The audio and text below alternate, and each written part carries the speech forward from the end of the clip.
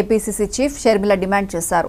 పశ్చిమ గోదావరి జిల్లా తాడేపల్లిగూడెం నందమూరు గ్రామంలో నీట మునిగిన పంట పొలాలను ఆమె పరిశీలించారు. రైతులతో కలిసి నడుం లోతులో నీరు నిండిన పొలాల్లోకి దిగి వినూత్నంగా నిరసన తెలియజేశారు. రైతులను సకాలంలో ఆదుకొని వారి కన్నీళ్లు తుడవాలని షర్మిల కోరారు.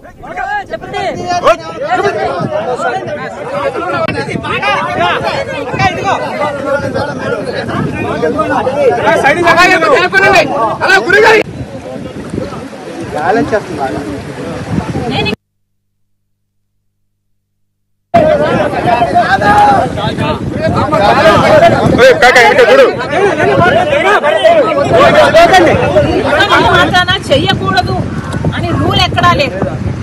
రాజశేఖర రెడ్డి గారు రుణమాఫీ చేస్తాను అని వాగ్దానం ఇవ్వకుండానే, మేనిఫెస్టోలో పెట్టకుండానే రుణమాఫీ చేసిన గొప్ప మహానేత రాజశేఖర రెడ్డి గారు.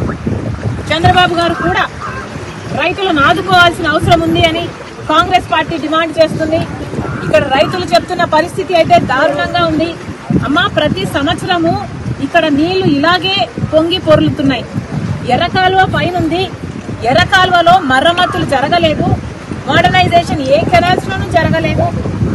అక్కడ గనక పూడికలు తీసుకుంటే మాకు ఇన్ని నీళ్లు రాకపోయేవి, ఇంత దారుణంగా పరిస్థితి ఉండేది కాదు అంటున్నారు. మరి గత ప్రభుత్వం వైసీపీ ప్రభుత్వం, జగన్మోహన్ రెడ్డి గారు ముఖ్యమంత్రిగా ఉన్నారు.